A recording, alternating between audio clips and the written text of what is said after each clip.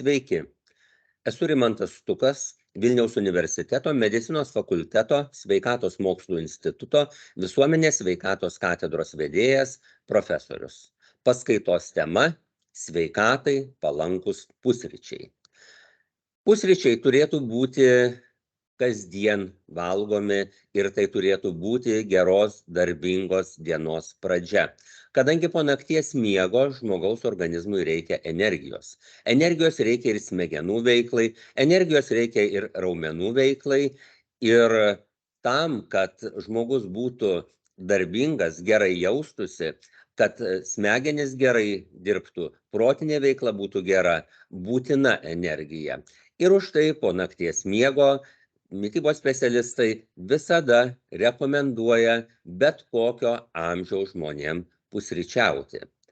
Aišku, jeigu pasitaikė taip, kad vakare žmogus privalgė labai daug ir atsikėlęs nenori valgyti, na, aišku, tokiu atveju galima praleisti. Bet mes kalbame apie kasdieninius mitybos įpročius, todėl reikėtų žinoti, kad tiek vaikam, tiek suaugusiems pusryčiauti reikia. Tačiau labai svarbu pasirinkti tinkamą maistą pusryčiams. Ta, kuris kiek galima greičiau atpalaiduoja energiją, kuri taip reikalinga žmogui po nakties miego. Nagi, pasiaiškinkime, kodėl reikia pusryčiauti ir koks maistas tinkamiausias pusryčiams.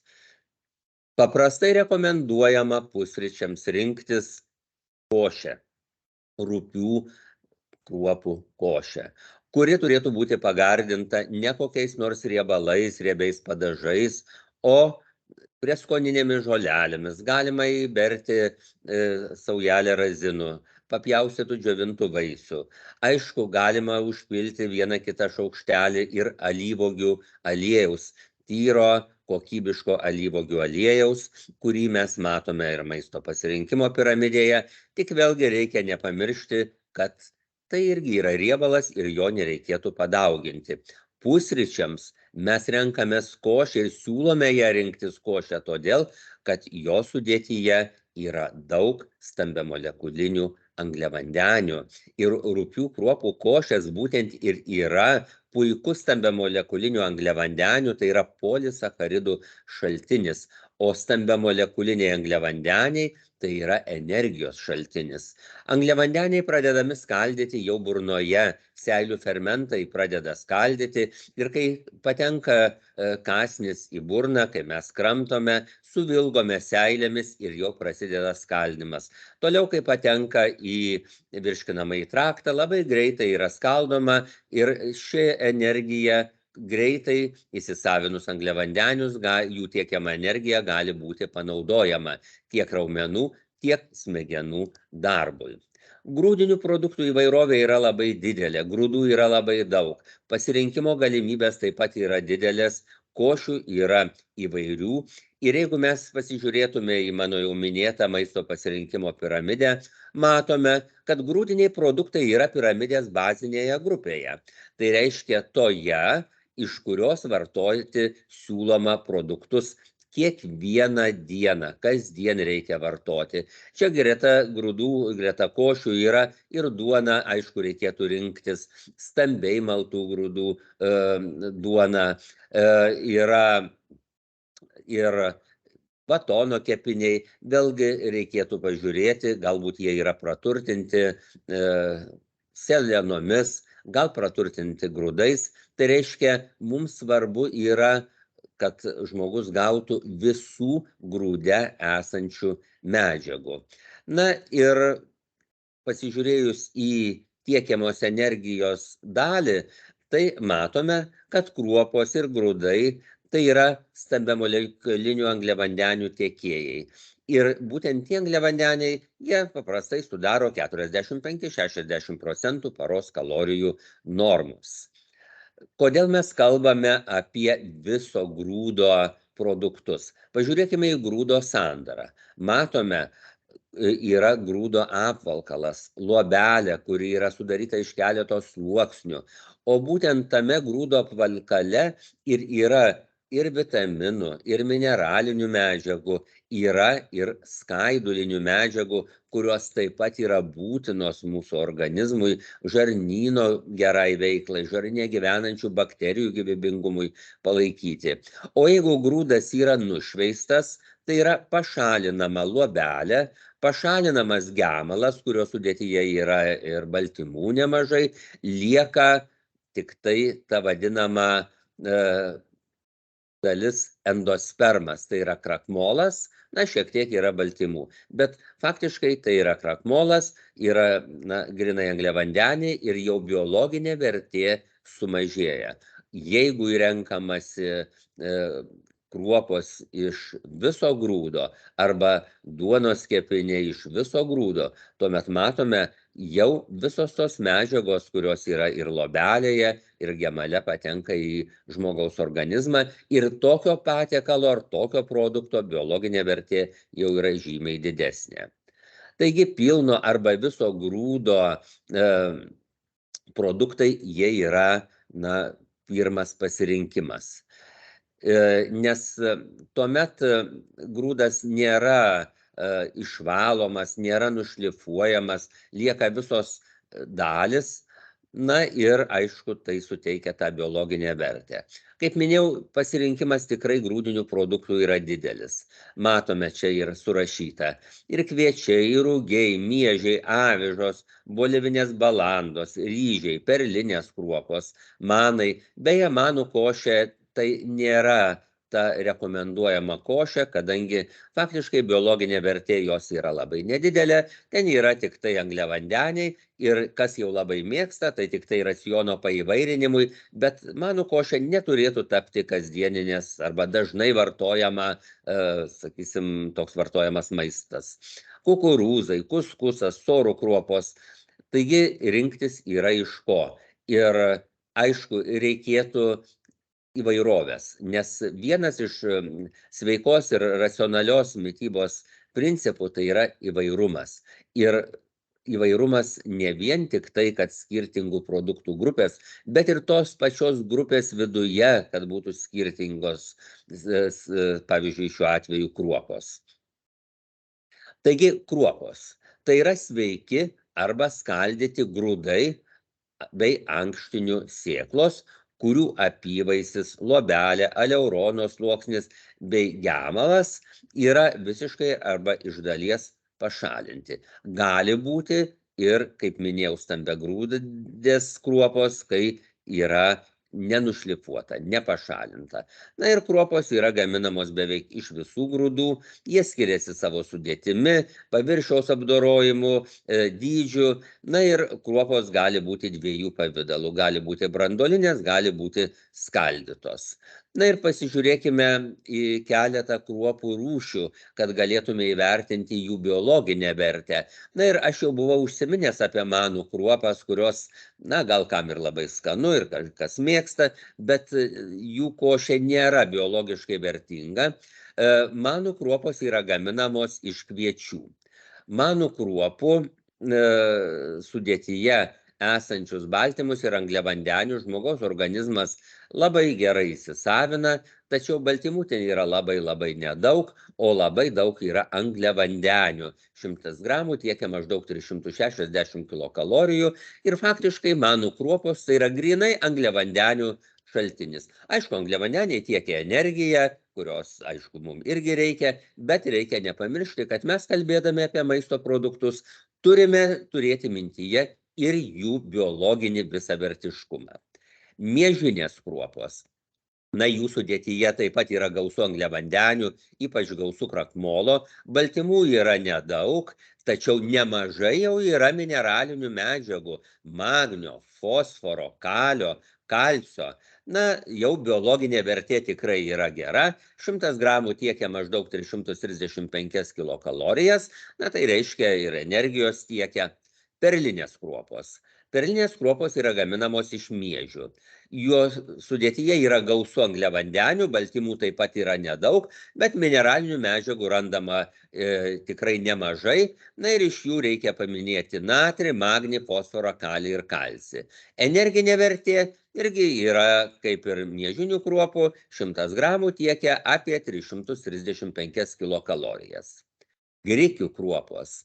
Na, čia jau tikrai biologinė vertė yra žymiai didesnė, kadangi grikių kruopose yra daug baltymų ir jie yra labai vertingi, nes juose yra ir būtinų aminorūgščių, yra riebalų, o riebaluose vyrauja polinesočiosios riebalų rūgštys, kurios pasižymė aktyvių sveikatinančių poveikių, o pavyzdžiui, sveikatai nepalankių sočiųjų riebalų rūgščių yra perpus mažiau. Taip pat yra daug skaidulinių medžiagų. Ir reikia paminėti, kad grikiai savo sudėtyje turi daug mineralinių medžiagų ir netgi daugiau negu kad kitos kruopos. Ypač daug yra mineralinės medžiagos magnio. Na, magnis tikrai yra būtina nervų sistemai, saugo mūsų nervų sistemą nuo streso, todėl magnis yra labai svarbus šiandieninėme gyvenime, kuomet tikrai žmogų veikia daug įvairių stresinių veiksnių, na ir čia padės apsaugoti nervų sistemą. Energinė vertė 100 gramų tiekia maždaug 349 kilokalorijas. Ryžių kruopos. Na, ryžių kruopos bene labiausiai paplitusios pasaulyje. Jų sudėtyje yra daug krakmolo, virš 70%, baltymų yra nedaug, apie 7%, na, bet jos dėl savo skoninių savybių ir dėl savo plataus pritaikymo yra, kaip minėjau, pasaulyje labai paplitusios. Taigi, kodėl košė? Vis tik pasiaiškinkim. Aš jau buvau užsiminęs, kad tai yra angliavandenių šaltinis ir kuris tiekia energiją, tačiau, na, vėlgi, net ir kalbant apie energiją, vienam žmogui reikia jos daugiau, kitam reikia mažiau. Mes galime pasižiūrėti į sveikatos ministro įsakymų patvirtintas rekomenduojamas maistinių medžiagų ir energijos poreikio normas, tos, kurios yra patvirtintos 2016 metais ir kurios pakeitė 1999 metų normas. Na ir matome, tikrai energijos poreikis, kalbant, pavyzdžiui, apie suaugusiuosius, yra skirtingas tiek vyram, tiek moterim, priklausomai taip pat nuo amžiaus ir nuo atliekamo darbo sunkumo, nuo fizinio aktyvumo koeficiento. Kuo žmogus dirba sunkesnį darbą, tuo daugiau jam reikia energijos. Na ir, pavyzdžiui, košė yra, kaip minėjau, puikus greitas energijos šaltinis ir ryte po nakties miego yra tikrai tinkamas pasirinkimas. Kalbant apie grūdinių produktų maistinę ir biologinę vertę, mes turime pažymėti tą ypatumą, kad juose yra mažai riebalų ir daug stambiamolekulinių angliavandenių, kurie yra pagrindinis energijos šaltinis. Riebalai taip pat tiekia energiją ir netgi 1 gramas riebalų tiekia, pavyzdžiui, 9 kilokalorijas, o 1 gramas angliavandenių tik maždaug apie 4 kilokalorijas. Tačiau riebalai yra lėtas energijos šaltinis ir suvalgius riebaus maisto, ta energija taip greitai nesipalaiduoja, riebalai iš lėto virškinami, tada jie turi būti nunešti į riebalinio audinio ląsteles adipocitus ir tik tada iš tų ląstelių galima gauti energiją. Tuo tarpu angliavandenių energija naudojama greitai, iš karto ir už tai žmogus pasijunta, na, tikrai darbingas, energingas ir fiziškai ir protiškai. Be energijos grūdiniai produktai organizmui tiekia baltymus, skaidulinės medžiagas, mineralinės medžiagas, kaip minėjau, ypač kalis, kalcis, manganas, magnis, ir fosforo taip pat yra, ir vitaminai C, B6, folio rūgštis, karotenoidai, tie pagrindiniai. Na, todėl, kadangi greitai išsipalaiduoja energija, todėl ir pusryčiams tai yra tinkantis maistas ir labai svarbu tik tai, na, kad nesugadintume mes košės ir kad jos negardintume riebiais padažais ar, pavyzdžiui, kepintais lašinukais. Košę gardinti reikėtų nekaloringais komponentais, tai arba, jeigu kas labai jau mėgsta ir nori, kaip jau irgi užsiminęs esu, alyvuogių aliejumi, bet jo nepadauginant. Taip pat greta košės mitybą galima paįvairinti ir nemaltais, virtais, daigintais kviečiais ar kviečių gemalais. Kviečių gemalų mes galime ir šiaip įmaišyti į košę. Ir kadangi jų sudėtyje yra daug baltymų, maždaug 23–40%, yra šiek tiek riebalų, na ir gemalai neturi krakmolo, tai iš tikrųjų irgi, jeigu mes į košę įdėsime gemalų, kur yra jau to krakmolo ir angliavandenių, tai praturtinsime tomis medžiagomis, kurių ten nėra. O gemalai beje turi daug vitaminų ir mineralinių medžiagų. Todėl jie iš tikrųjų yra biologiškai vertingi, jie tinka sutrikus kraujo apytakai, sergant kraujagyslių ligomis, diabetu, nusilpus nervų sistemai, taigi yra biologiškai vertingas komponentas. Na, mes kalbėjome apie tuos įvairius komponentus. Aš norėčiau atkreipti dėmesį į vieną mineralinę medžiagą, į kurią kartais žmonės ir nekreipia dėmesio. Tai yra manganas. Pagrindinis jo šaltinis yra grūdai ir kruopos. Manganas tai yra mineralinė medžiaga, kuri dalyvauja organizmo medžiagų apykaitoje, įeina į daugelio fermentų sudėtį. Daug mangano randama, kaip minėjau, grūduose ir kruopose, taip pat jo randama riešutuose, sėklose, ankštiniuose, arbatoje, kavoje. Bet grūdai ir kruopos yra pagrindinis mangano šaltinis. O nedaug yra vaisiuose ir daržovėse. Mažai yra mums įprastose kasdieninės mitybos produktuose, mėsoje, žuvyje, kiaušinyje, pieno produktuose, rafinuotame maiste, čia jau mangano yra mažai. Kalbant apie jo biologinę reikšmę, tai reikia pažymėti, kad mineralinės medžiagos mangano reikia vitamino B1 ir vitamino E apykaitai. Jisai taip pat aktyvina virškinimo fermentų veiklą, veikia kaip katalizatorius, skaidant riebalus ir cholesterolį.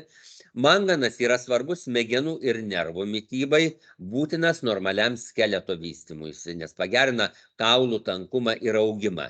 Ir į ką aš norėčiau atkreipti ypač dėmesį, kad padeda palaikyti ir atstatyti sveiką kremzlių struktūrą. Būtent mangano poveikis čia labai yra svarbus. Pasiaiškinkime.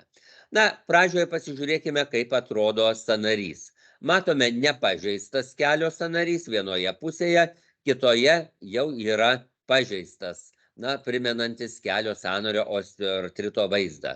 Kelio sąnario pažeidimą arba kitų sąnarių pažeidimai gali būti dėl didelio fizinio krūvio, dėl fizinio didelio darbo. Aišku, bėgant metams susidėvi, vyresnėme amžiuje daugelis žmonių pajunta skausmus sąnariuose, nes jeigu objektyviai ištyrus, tikrai pamatytume, kad sąnario kremzlės yra susidėvėjusios.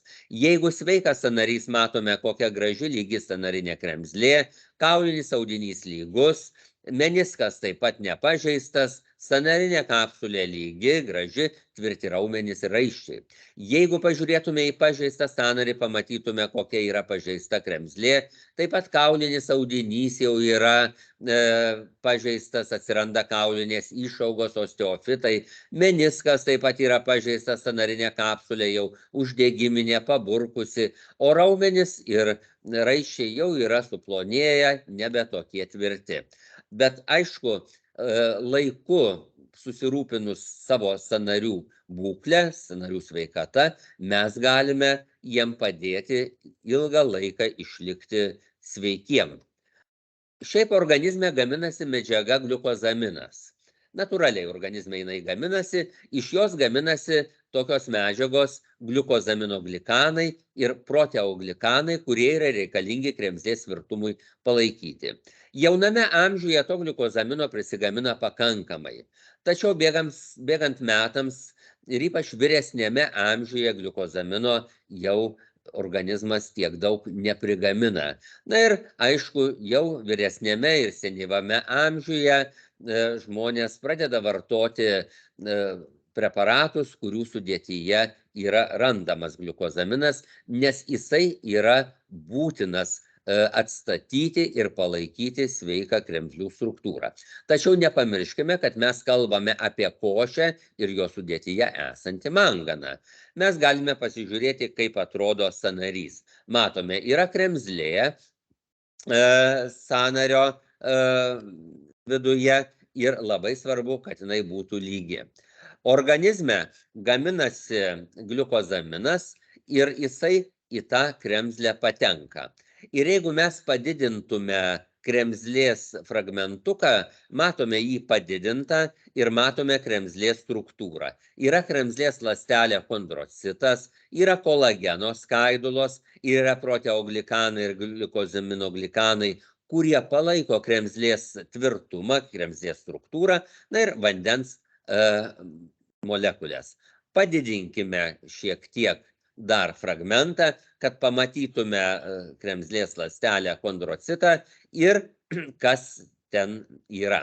Matome, yra gliukozaminas, kuris arba organizmo sintezuotas, arba pavartotas su preparatais, patenka į sąnario kremzlę, patenka į tą ląstelę chondrocitą, bet procesai nevyktų fiziologiniai, jeigu nebūtų mineralinės medžiagos mangano. Matome, ląstelėje chondrocite yra fermentas gliukoziltransferazė ir šiaip jis yra neaktyvus. Šitas fermentas aktyviu tampa tik tuomet, kai prie jo prisijungia manganas. Ir kai prisijungia manganas, tada fermentas tampa aktyvus, prie jo gali prisijungti gliukozaminas ir prasideda gliukozaminoglikanų ir proteoglikanų sintezė šitame chondrocite ir tie sintezuoti gliukozaminoglikanai ir proteoglikanai, jie iš chondrocito patenka į tarpląstelinius tarpus ir panašiai kaip statybininkas užglaisto sienoje atsiradusius plyšius, taip gliukozaminoglikanai ir proteoglikanai atstato pažeistą kremzlės struktūrą. Taigi matome, tam, kad šis fiziologinis procesas vyktų normaliai, būtina mineralinė medžiaga manganas. O kad jos mes gautume pakankamai, reikia valgyti grūdų ir kruopų košių, rupių grūdų ir kruopų košių arba rupaus malimo duonos kepinių. Taigi, kalbant apie grūdus. Grūdų yra įvairių.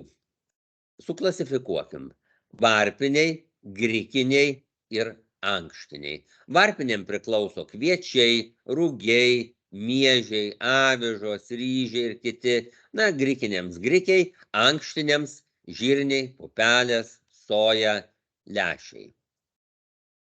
Grūdiniai produktai yra maisto pasirinkimo piramidės bazinėje grupėje, apačioje, todėl jų rekomenduojama valgyti kelis kartus per parą ir taip mes aprūpinsime organizmą ne tik energiją, bet ir reikalingomis medžiagomis. Ir dar, kas yra svarbu, grūdinės kultūros, dėl to, kad greitai atpalaiduoja energiją, kurią galima naudoti jau organizmui, puikiai suteikia sotumo jausmą. Na, pilno grūdo grūdai, jie yra biologiškai vertingiausi. Pilno grūdo kviečiai yra turtingi B grupės vitaminais, vitaminu E, taip pat juose yra mažai riebalų, kas yra svarbu. Pilnagrūdžiai rugiai, jie turi daug maistinių medžiagų ir jie yra netgi turtingesni, juose yra daugiau maistinių medžiagų ir lyginant su kitais grūdais. Jie turi net 4 kartus daugiau skaidulų nei pilno grūdo kviečiai ir netgi geležies turi 50% rekomenduojamos paros normos. Na, tik vėlgi reikia žinoti, kad iš augalinio maisto geležis pasisavinama 2-3 kartus blogiau negu iš gyvulinės kilmės maisto. Na, kalbant apie rugius, tai mes galime atkreipti dėmesį ir į tai, kad jie skatina svorio mažinimą, padeda išvengti tulžies akmenų, apsaugo nuo krūties vėžio. Na, tai irgi yra toks tikrai geras pasirinkimas. Bolivinės balandos arba kinvos. Na, iš tikrųjų tai yra sėkla, ne grūdas, bet dažnai jas priskiria prie grūdų. Na ir iš tikrųjų žmonės jas vartoja ir galima įmaišyti irgi įvairias kitokias košes. Tai yra ypač maistingas produktas, nes jame yra daug baltymų. Be to, bolivinėse balanduose yra daug vitamino E, kuris yra puikus antioksidantas, mineralinės medžiagos kalcio, kuris yra būtinas kaulų struktūrai palaikyti ir mažai riebalų. Na ir kinva yra be glitimo. Tie žmonės, kurie netoleruoja glitimo, puikiai gali rinktis kinvą. Avižos. Jos taip pat yra be glitimo, irgi yra puikus pasirinkimas. Na ir jos padeda organizmui apsisaugoti taip pat nuo įvairių infekcijų ir, kas dar yra svarbu, padeda stabilizuoti cukraus kiekį kraujyje. Miežiai. Tai yra puikus skaidulų ir seleno šaltinis ir geras fosforio, mangano ir vario šaltinis. Na, seleno miežiuose yra daug, jeigu jie išauginti dirvoje, kurioje yra daug seleno. Na, tenka pažymėti, kad Lietuva yra zonoje, kur dirvoje seleno praktiškai nėra. Ir už tai, na, mes su Lietuvoje išaugintais miežiais seleno nelabai gausime. Na, jeigu yra importiniai iš Kanados, pavyzdžiui, Amerikos, ten dirvožėmis yra gausus seleno ir jau miežiai savo sudėtyje to seleno turės. Miežiai padeda išvengti tulžies akmenų, tai irgi yra svarbu. Soros. Šie grūdai yra geras mangano, fosforo ir magnio šaltinis ir taip pat svarbu, kad jie padeda išvengti tulžies pūslės akmenligės ir padeda apsaugoti nuo krūties vėžio. Rudieji ryžiai. Rudieji ryžiai yra puikus mangano šaltinis. Ir mes kalbėjome apie manganą, kuris yra reikalingas tam, kad kremzlės būtų tvirtos, atsistatytų pažeidimai. Ir geras taip pat seleno bei magnio šaltinis. Daug yra skaidulų, daug antioksidantų. Rudieji ryžiai beje padeda stabilizuoti cukraus kiekį kraujyje. Grikiai. Na, grikiai yra taip pat ne grūdai, techniškai jie yra vaisiaus sėkla, na, tačiau mes juos įpratę vadinti grūdais, na ir jie yra puikus, geras grūdų pakaitalas, taip galima sakyti. Ir vėlgi reikia pažymėti, kad grikiuose nėra glitimo, žmonės, kurie netoleruoja glitimo, puikiai gali rinktis grikius, valgyti grikių košę, kuri yra labai biologiškai vertinga. Na ir aišku, vėlgi pasižymi tuo, kad reguliuoja, padeda kontroliuoti cukraus kiekį kraujyje ir išvengti tulžies akmenligės. Kadangi grikiai yra tikrai ypatingas produktas, tai faktiškai vertinama kaip vienas iš tokių vertingiausių maisto produktų pagal savo maistinės savybės. Jie kai kuriais atvejais lenkia net daržovės ir vaisius. Energinė vertė 100 gramų yra 343 kalorijos, tai yra puikus energijos šaltinis pusryčiams. Na, 100 gramų produktų yra 13 gramų baltymų, kuriuose yra gausu amino rūgščių. Na ir be to grikiai yra puikus maistinių skaidulų šaltinis. Na ir labai geras B grupės vitaminų šaltinis, ypač vitamino B2, vitamino B3. Na, yra daug mineralinių medžiagų, vario, magnio, mangano, fosforo. Ir, pavyzdžiui, varis yra reikalingas raudonųjų kraujo kūnelių gamybai. Magnis atpalaiduoja kraujagyslės. Manganas, kaip minėjau, yra svarbus kremzlių struktūrai palaikyti. Taigi, grikių biologinė vertė, kaip matom, yra labai didelė. Jeigu pasižiūrėtume į lentelę, na, matom, kiek kokių medžiagų yra. Matom, tikrai gausu angliavandenių, 33 gramai, jeigu palyginus riebalų 1 gramas, baltymų 6 gramai čia viename puodelyje virtų grikių kiek yra. Na, iš tikrųjų, tai yra puikus energijos šaltinis. Taigi, dėl to grikių nauda sveikatai yra neabejotina. Jie pagerina širdies veiklą, kadangi mažina cholesterolio kiekį, mažina kraujo spaudimą. Taip pat jų sudėtyje yra antioksidantų. Antioksidantai iš tikrųjų mažina oksidacinį stresą ir faktiškai kovoja su daugeliu ligų.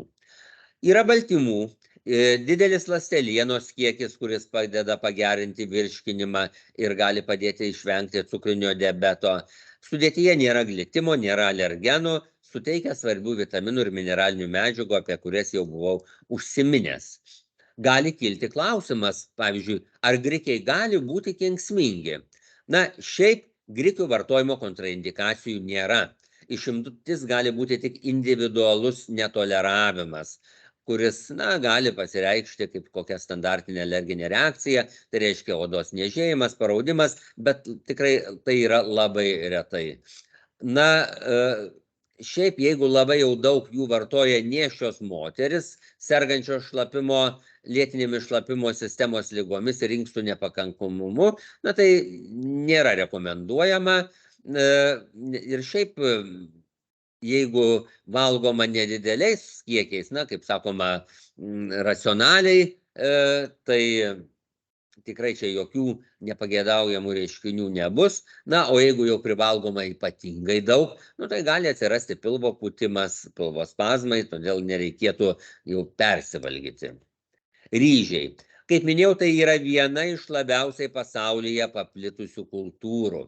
Ryžių sudėtyje yra daug sudėtinių angliavandenių, kaip minėjau, puikių energijos tiekėjų. Tai vadinasi, ta energija labai greit patenka į kūno raumenis, organus, smegenis. Ryžiuose yra nedaug baltymų, bet baltymuose yra pakankamai tų svarbių amino rūgščių, kurios dalyvauja naujų ląstelių formavimesi. Ryžiuose nėra glitimo, kuris gali sukelti netoleravimą. Kalbant apie mineralinės medžiagas, ryžiai yra puikus kalio šaltinis, todėl tikrai tinka sergantiesiems širdies kraujagyslių sistemos ligomis, o taip pat ir šių ligų prevencijai. Yra gausu B grupės vitaminų, kurie yra svarbus nervų sistemai, palaikyti gerą nervų sistemos veiklą. Tai B1, B2, B3, B6. Taip pat ryžiuose daug lecitino, kuris aktyvina smegenų veiklą, gamma aminosviesto rūgšties, kuris stabilizuoja kraujo spaudimą, olisacharidų, kurie stimuliuoja žarnyno veiklą. Na ir, aišku, kalbant apie mineralinės medžiagas, yra kalcio, geležies, cinko, fosforo ir šiek tiek jodo. Na, jeigu pažiūrėtume tai, kiek ten tų medžiagų yra, tai ryžių sudėtyje angliavandenių yra gausu, santykinai nedaug baltymų, tik 7,5 gramo, riebalų irgi nedaug, maždaug 2,6 gramo 100 gramų. Na, 100 gramų sausų ryžių tiekia 303 kilokalorijas, bet jeigu ryžiai yra išverdami, jau jie tampa mažiau kaloringi. Tik tai 115 kilokalorijų 100 gramų porcijos. Tai už tai reikia neapsigauti, jeigu žmonės, na, stebi, skaičiuoja savo suvartotas kalorijas, tai jau reikėtų žiūrėti į virtų ryžių tiekiamą energinę vertę, o ne į sausų ryžių energinę vertę. Avižos. Na, avižos yra viso grūdo maistas ir avižos valgomos dažniausiai kaip avižinė košė, gali būti naudojamos kepiniams, avižiniai sausainiai, pusryčių dribsniai. Avižiniai dribsniai taip pat yra naudojami ir košėm, gan greitai paruošiamom košėm. Taigi avižas galime priskirti prie labai naudingų maisto produktų. Jų sudėtyje yra nemažai angliavandenių, kurie suteikia energijos ir būtent pusryčiam tai yra labai svarbu. Na ir aišku, tai yra puikus natūralių maistinių skaidulų šaltinis. Pažiūrėjus į lentelę, kokių yra mineralinių medžiagų, na, galime matyti procentai nuo dienos normos, kokių yra daugiausiai. Na, vat yra daug labai mangano, kurį mes aptarėme, kuris reikalingas sąnarių kremzlės tvirtumui palaikyti. Na, taip pat randama fosforo, magnio didesniais kiekiais. Kalbant apie vitaminus, na, matom, jų nėra ypatingai daug, na, tik tai B grupės, matom, tiaminas 51%, kitų vitaminų jau yra daug mažiau. Tačiau avižų nauda sveikatai yra neabejotina. Avižos gali sumažinti širdies ir kraujagyslių ligų riziką, kadangi avižose esančios tirpios maistinės skaidulos gali sumažinti ir išeminių širdies ligų riziką, dėl to jos yra labai vertingos tiek rizikai mažinti, tiek ir jau žmonėm, kurie serga šiomis lėtinėmis ligomis. Jų sudėtyje yra antioksidantų, ir kurie mažina žalingą laisvųjų radikalų poveikį ir tuo būdu irgi mažina širdies ir kraujagyslių sistemos ligų riziką. Kalbant apie cholesterolio kiekį kraujyje, tai reikia pažymėti, kad dėl avižų sudėtyje esančių skaidulų gali jos padėti sumažinti blogojo cholesterolio kiekį kraujyje. Tai irgi labai svarbu. Na ir čia reikėtų dar prisiminti imuninę sistemą. Avižų sudėtyje yra beta-gliukanas, o jisai padeda sustiprinti imuninės sistemos funkcijos. Tai reiškia labai svarbus imuninės sistemos funkcijai palaikyti. Bolivinė balanda pastaruoju metu vėlgi daugelio maisto racione sutinkama. Na, dar jinai vadinama kinva, tai yra grūdinės kilmės augalas, netgi Inkų imperijos laikais bolivinė balanda buvo itin svarbus augalas, vadinama grūdų motina. Taigi bolivinė balanda iš tikrųjų galėtų būti įtraukta į daugelio maisto racioną, nes jeigu mes pasižiūrėtume vieno puodelio virtos bolivinės balandos maistinę vertę, nu tai matome, na, vieną porciją, sakysim, tiekia 222 kilokalorijas ir yra iš tikrųjų įvairių medžiagų, tiek mineralinių medžiagų ir kalbant apie jų kiekius, matome fosforo, vario yra 40% nuo rekomenduojamos normos, magnio 39%, geležies 21%. Na, kalbant apie vitaminus, nu tai matom folio rūgšties 39%, na, vitamino B6 15%, kaip ir vitamino B2 nuo rekomenduojamos normos, B1 18%, na, bet B grupės vitaminų randama. Taigi, kinva yra biologiškai vertinga. Kalbant apie jos maistinę vertę, reikia pažymėti, kad kinvoje yra gausu baltymų. Tai reiškia, jų sudėtyje randama amino rūgštis, kurios yra būtinos žmogaus organizmui. Na ir vėlgi 2 kartus daugiau naudingų maistinių skaidulų negu kad kitose grūduose ir jos gerina to skaidulo žarnyno motoriką, saugo taip pat nuo įvairių širdies ligų, mažina aukštą kraujo spaudimą, naudingos diabetu sergantiems žmonėms. Bolivinėje balandoje randama ir geležies, kuri yra reikalinga ypač raudonųjų kraujo kūnelių atsistatymui. Na, tik tai vėlgi reikia nepamiršti, kad augalinėme produkte esanti geležis maždaug 2-3 kartus blogiau yra pasisavinama negu gyvulinėme maiste esanti. Na, dar ko yra lizino. Bolivinėje balandoje yra gausu lizino, kuri reikalinga ypač organizmo ląstelių augimui ir atsinaujinimui. Kalbant apie mineralinės medžiagas, vertėtų paminėti magnį. Bolivinėje balandoje yra magnio, kuris iš tikrųjų organizmui labai svarbus, jau mes kalbėjome, kad nervų sistemai yra labai svarbus, bet jis taip pat atpalaiduoja kraujagyslės, apsaugo nuo migrenos ir kitų panašių negalavimų, taip pat reguliuoja cukraus kiekį kraujyje. Magnis beje padeda reguliuoti kūno temperatūrą, gerina energijos įsisavinimą organizme ir stiprina kaulus bei dantis. Taigi matom, kaip iš tikrųjų svarbus komponentas randamas bolivinės balandos sudėtyje. Bolivinė balanda vis tik tai mes galime traktuoti kaip vitamino B2 šaltinį, o vitaminas B2 gerina medžiagų apykaitą, na, padeda aprūpinti energiją tiek smegenis, tiek raumenis. Jisai reikalingas ląstelėm, nes padeda juose apdoroti, įsisavinti energiją.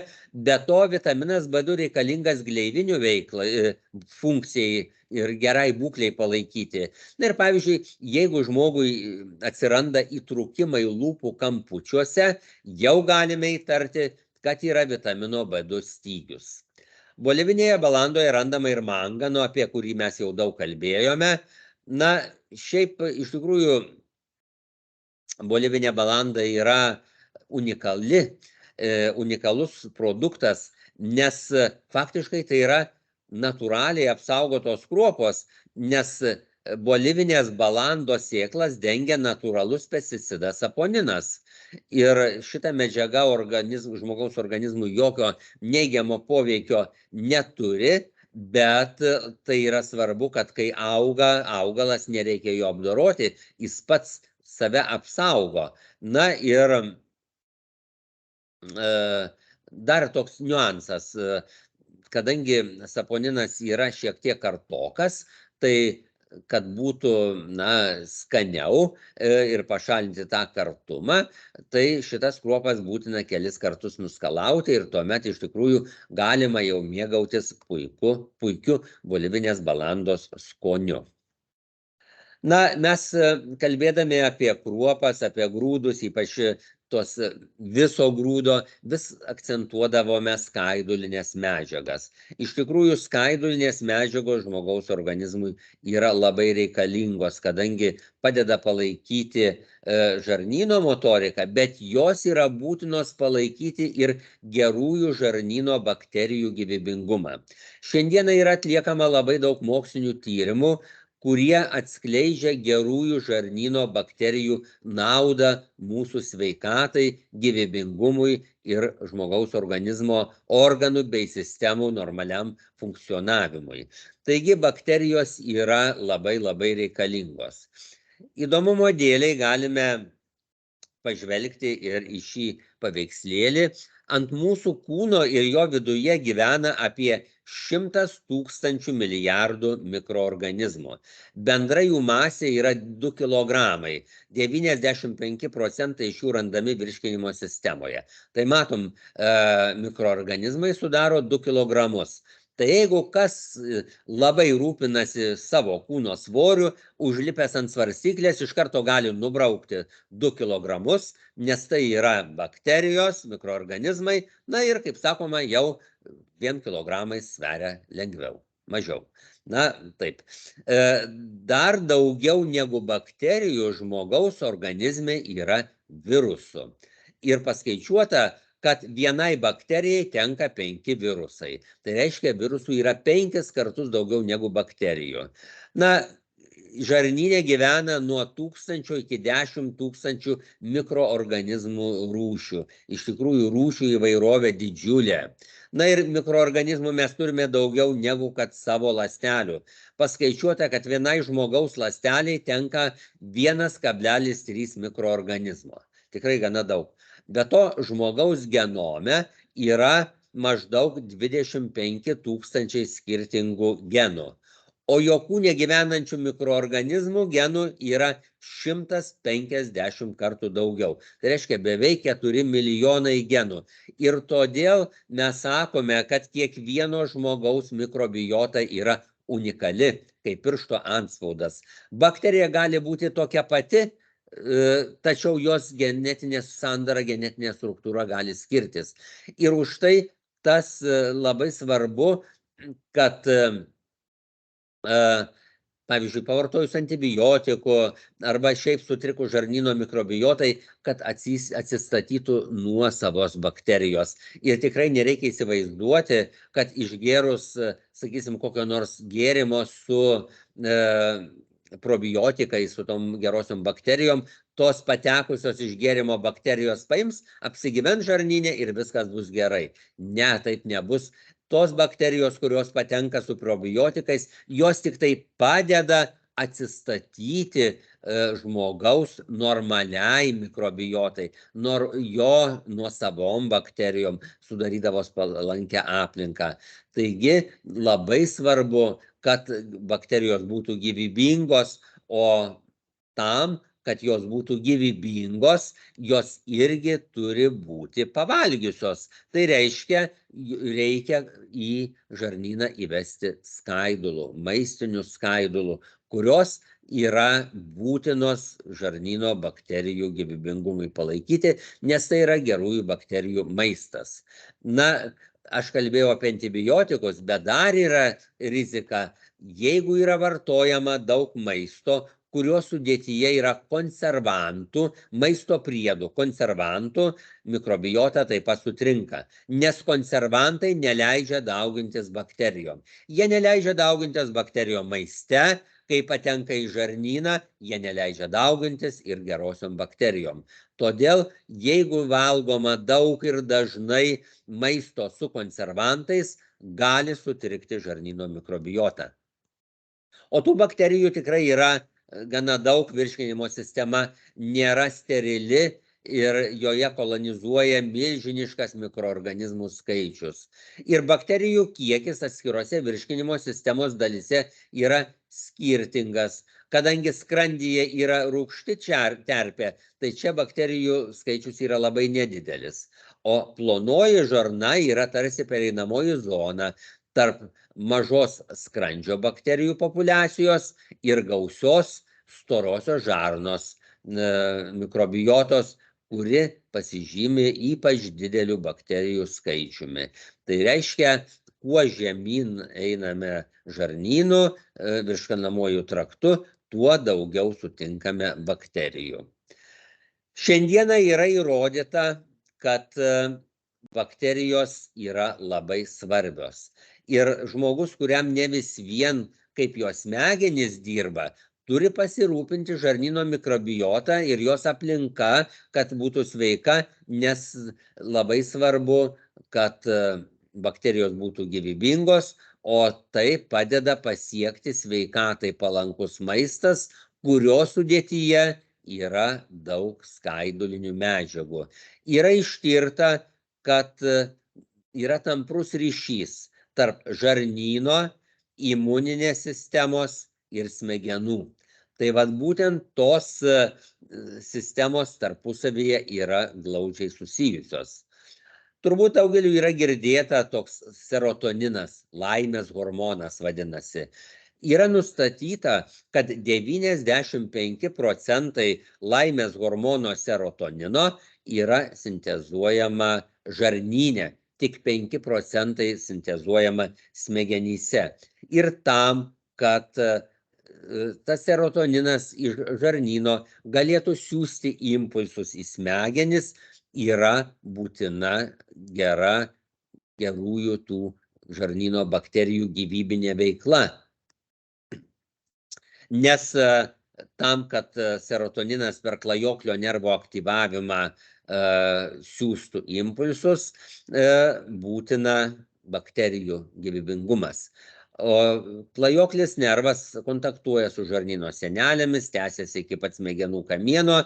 Na ir serotoninas dėka gerųjų bakterijų metabolitų, jis kontaktuoja irgi su šituo nervu ir tiesiog impulsai eina į smegenis ir paveikia depresinę elgseną, žmogus pasijunta laimingesnis, nuotaika, savijauta žymiai geresnė.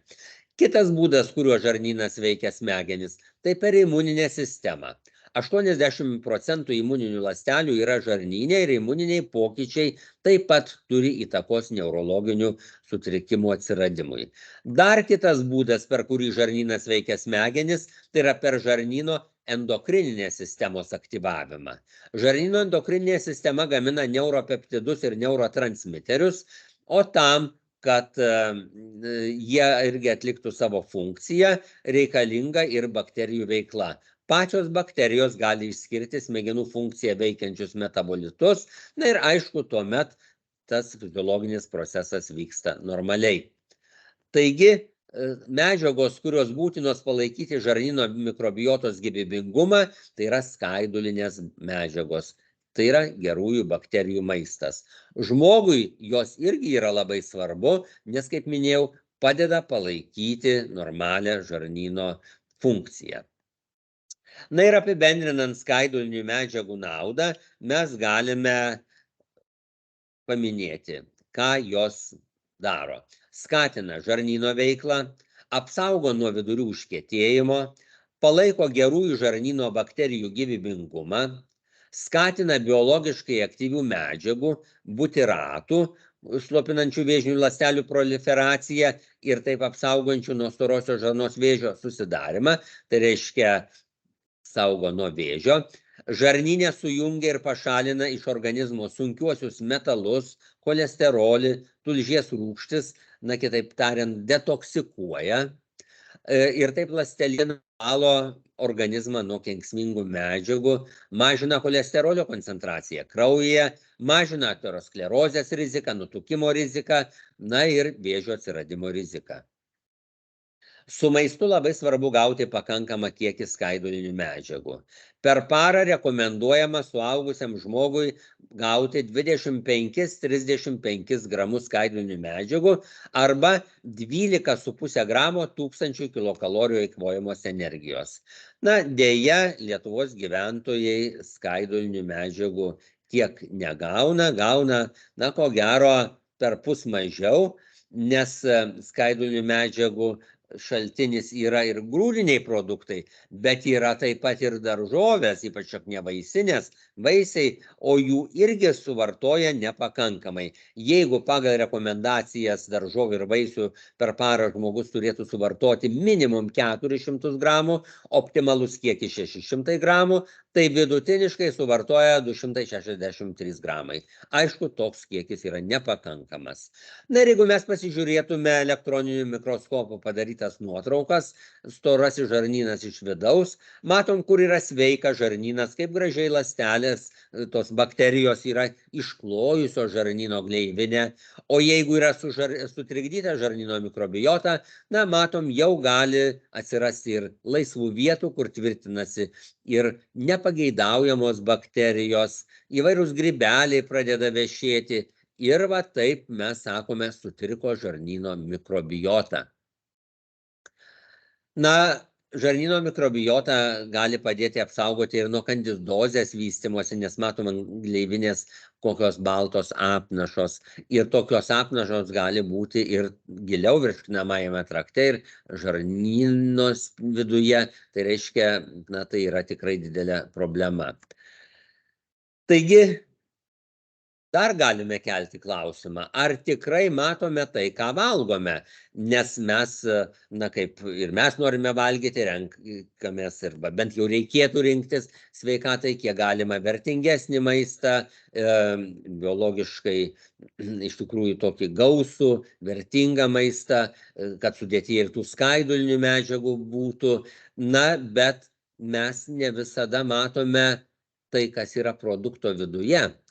Šiandieną yra daug įvairių naujų maisto apdorojimo būdų. Maisto gaminama labai dideliais kiekiais ir labai svarbu, kad jis būtų saugus. Gaminamas paruoštas vartoti maistas, kai jau žmogus nusiperka ir gali jį iš karto valgyti arba belieka tik pasišildyti. Na, bet čia yra kelios problemos. Paruoštas vartoti maistas gali ir patogu. Jis yra saugus, bet yra dirbtinai pasendintas, nes į jį yra dedama maisto priedų, kurie neleidžia daugintis bakterijom ir ypač konservantų, maisto priedų konservantų, kurie neleidžia daugintis bakterijoms. Ir aišku, toks maistas patekęs į virškinamąjį traktą irgi įveda konservantus, kurie neleidžia daugintis ir gerosiom žarnyno bakterijom. Na, bet dar yra kita problema, aišku, maistas yra saugus, o koks jo mitybinis visavertiškumas, galime kelti klausimą. Paruoštas vartoti maistas patogus, bet dirbtinai pasendintas, vitaminų jau gali būti ten sumažėję. Nors visi teisės aktai reglamentuojantis maistą pažymi, kad į rinką tiekiamas maistas privalo būti saugus, nekelti rizikos sveikatai, bet vis tik tai vartotojas turi kelti klausimą, o visavertiškumas, maistingumas, nauda sveikatai, na, čia jau lieka pačio vartotojo reikalas. Na, saugą, kaip minėjau, padeda užtikrinti maisto priedai konservantai. Jie gali būti natūralūs ir sintetiniai, ir ypač sintetiniai jie kelia riziką, nes jie tikrai yra labai aktyvūs, jie iš tikrųjų atlieka savo funkciją ir neleidžia daugintis bakterijom. Ir kuo paprastai maisto produkto vartojimo trukmė yra ilgesnė, tuo daugiau konservantų yra įdėta į produktą. Ir todėl valgant dažnai taip vadinamo paruošti vartoti maisto, mes į organizmą įvedame tikrai gan nemažą konservantų kiekį ir taip galime irgi sutrikdyti žarnyno mikrobiotą. Kitas klausimas. Ar pagalvojame, kad technologinio maisto gamybos proceso metu gali susidaryti ir kenksmingos medžiagos? Iš tikrųjų taip yra. Ir kai kuriais atvejais netgi ženkliai. Pavyzdžiui, sūrus bulvių traškučiai tai nelygų bulvė. Kodėl? Pažiūrėkime, kokia yra pramoninė bulvių traškučių gamyba. Bulvės mechaniškai nuvalomos, nuplaunamos, nuskutamos, tuomet dar kartą plaunamos ir pjaustomos įvairiais storiais ir formomis. Maždaug iš vidutinio dydžio bulvės gaunasi apie 36 riekeles. Tos riekelės po to vėl plaunamos ir džiovinamos. Tai reiškia, jau tos visos biologiškai vertingos medžiagos, kurios buvo bulvėje, praktiškai išplautos. Tada vėliau tos riekelės patenka į rapsų arba saulėgrąžų aliejų, kuris būna įkaitintas iki 190 laipsnių Celsijaus, o toliau traškučiai išgriebiami ir barstomi druska, prieskoniais, maisto priedais, skirstomi į porcijas. Ir vienas iš tokių maisto priedų, tai yra mononatrio gliutamatas, kuris irgi daugeliu atveju yra naudojamas gaminant pramoniniu būdu bulvių traškučius. Ir matom, iš tokios gražios bulvytės matom, kiek daug įvairių pagaminama bulvių traškučių, kurie tikrai yra nepalankus sveikatai, kadangi jų sudėtyje randama medžiaga akrilamidas. Tai yra kancerogeninė medžiaga, kuri susidaro krakmalingose produktuose, ypač bulvėse, juos verdant aliejuje aukštesnėje negu 120 laipsnių Celsijaus temperatūroje. Pamenam, bulvių traškučiai verdami 190 laipsnių Celsijaus temperatūroje. O kuo aukštesnėje temperatūroje krakmolingi produktai yra kepami arba verdami aliejuje, tuo juose daugiau kancerogeninės medžiagos akrilamido prisigamina. O jie gali pažeisti centrinę ir periferinę nervų sistemą, sukelti vėžį, silpninti širdies veiklą, o kaupimasis žmogaus organizme yra proporcingas maiste esančiam medžiagos kiekiui. Yra atlikti tyrimai, kurie parodė, kad mergaitės ilgą laiką vartojančios didelius kiekius akrilamido ateityje turi didesnę tikimybę susirgti kiaušidžių bei gimdos kaklelio vėžiu. O kas yra didelis kiekis akrilamido? Dideliu akrilamido kiekiu laikomas vienas bulvių traškučių pakelis, galinti šios medžiagos turėti 40 mg. Tai jau yra didelis kiekis. Ir jeigu tai tampa įpročiu, kasdieninės mitybos įpročiu, ir jeigu kasdien ar beveik kasdien vaikai valgo bulvių traškučius, jau į organizmą gali įvesti tikrai didelį akrilamido kiekį. Ir galime pasižiūrėti, o kiek yra akrilamido įvairiuose produktuose. Yra atlikti tyrimai miligramai kilogramui. Čia tai matom, bulvių traškučiuose net iki 2300 mg kilogramui, beje, ir keptos bulvytės, kurias mėgsta ypač vaikai, ir aišku ir suaugusieji, irgi akrilamido savo sudėtyje gali turėti iki 1100 mg kilogramui. Kai tuo tarpu matom lentelės apačioje įvairūs kepti patiekalai, kaip pica, blynai, žuvų piršteliai, mėsos kukuliai, tai kotletai, kepta žuvis turi mažiau negu 30-60 mg kilogramui. Vadinasi, tiek bulvių traškučiai, tiek keptos bulvytės aliejuje, tai turėtų nebūti kasdieninės mitybos komponentai. Aš minėjau, kad yra barstoma priedais, maisto priedais. Vieni iš jų yra mononatrio gliutamatas, kuris pasižymi tuo, kad suformavo 5-ąją skonio rūšį, kuri vadinasi umami. Visame pasaulyje ta 5-oji skonio rūšis vadinasi umami, tai reiškia ne fiziologinė, nes fiziologiškai įgimta yra surumui, kartumui, rūgštumui, saldumui, skoniam, va šitiem jautrumas, o čia yra umami, tai reiškia mononatrio gliutamato suformuotas skonis, o jisai suformuotas būtent veikiant per smegenis, per taip vadinamą tokią kanabinoidinę sistemą smegenų, kur panašiai poveikis yra kaip narkotinių medžiagų, kaip kanapių ir aišku, dar kas yra svarbu, kad slopina sotumo jausmą ir didina alkio jausmą. Ir todėl gali, pavyzdžiui, vaikas tą bulvių traškučių pakelį labai greit suvalgyti, kadangi bus pridėta to motino natrio gliutamato. Ir dar antro norės, bet taip jisai į organizmą įves dar didesnį būtent akrilamido kiekį. Na ir aišku, už tai bulvių traškučiai tikrai nėra palankus sveikatai maistas. Mononatrio gliutamato randama ir šiaip maisto produktuose. Matom, čia pavaizduoti produktai, kurių sudėtyje mes galime rasti mononatrio gliutamato. Ir fermentinis sūris, ir jūros gėrybės, ir matom ir špinatai, ir citrinos. Tai iš tikrųjų yra paplitęs, bet jo kiekiai natūraliai yra labai nedideli. O jeigu yra naudojamas būtent kaip prieskonis, kaip priedas dedamas jau, tuomet mononatrio gliutamato į produktą patenka tikrai gana didelis kiekis. Todėl perkant maistą reikia atkreipti dėmesį į maisto sudėtį, į sudėdamųjų dalių sąrašą ir pažiūrėti, ar yra ten maisto priedų, kiek ten tų maisto priedų, kokie ten tie maisto priedai, nes paprastai būna parašyta ir jų funkcija, ar konservantas, pavyzdžiui, koks nors dažiklis, nes maisto priedai ir ypač sintetiniai tai yra rizikos veiksnys. Pakalbėjom apie rizikos veiksnius, bet yra įvairių ir kitų svarbių organizmui medžiagų randama maiste. Mes jau kalbėjome apie vitaminus, mineralinės medžiagas. Yra labai vertinga uoga spanguolė.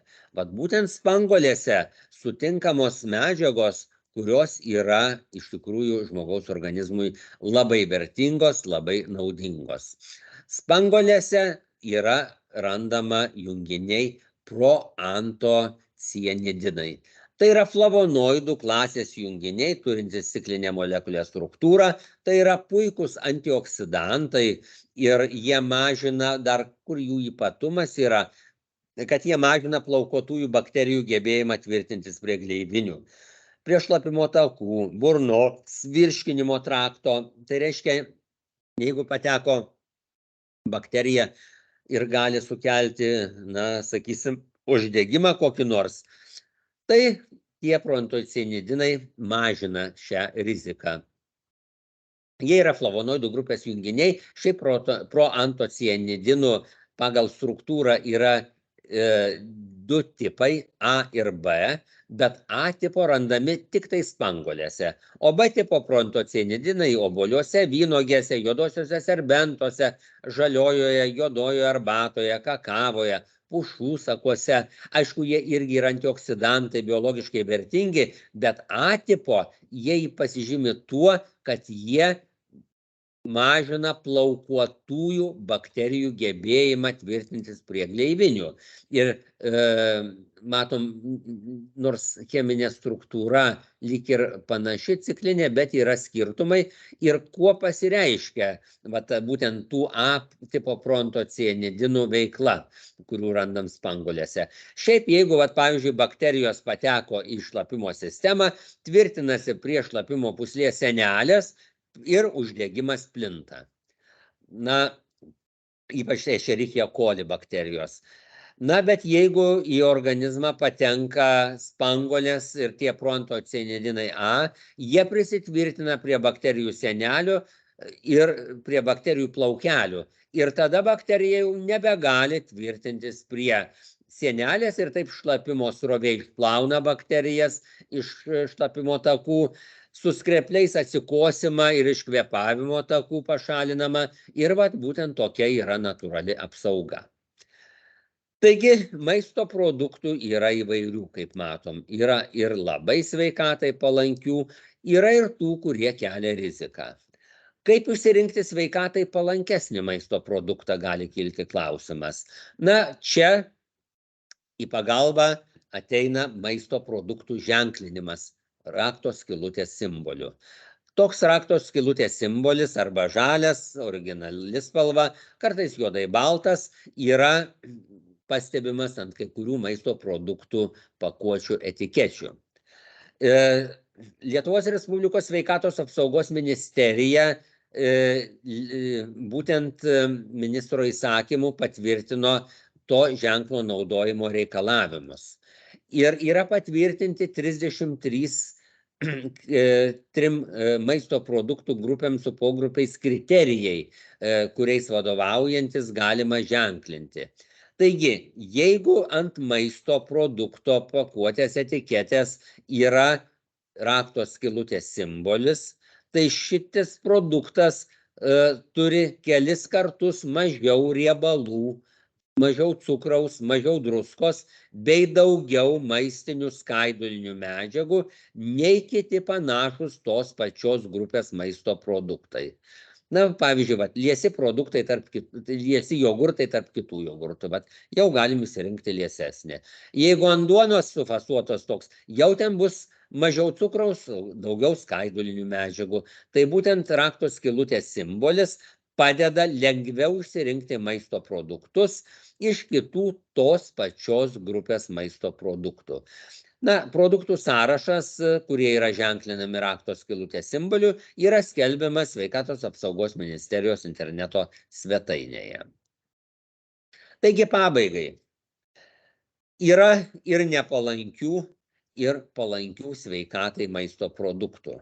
Namuose tuščias šaldytuvas nestovi. Tų produktų yra įvairių. Nepalankus produktai, mums ko gero daugeliu yra žinomi. Tai ir greito maisto produktai, įvairūs saldumynai, palankus produktai, jūros gėrybės, daržovės, vaisiai. Na, bet aišku, mūsų mityba nebūtų sveika, jeigu kiekvieną dieną valgytume, pavyzdžiui, vien tik tai žuvį. Mityba turi būti įvairi. Ir kas yra svarbu, kad jeigu mes valgome ar mėsos, ar žuvies patiekalą, kad būtų kiek galima daugiau daržovių. Bent 2 rūšių daržovių ir pageidautina, kad viena daržovių rūšis būtų žalios spalvos.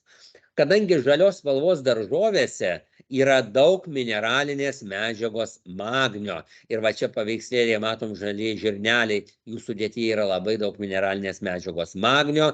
Mes apie jį jau šiandien kalbėjome, bet dar kartą noriu priminti, kad magnis saugo žmogaus nervų sistemą nuo streso.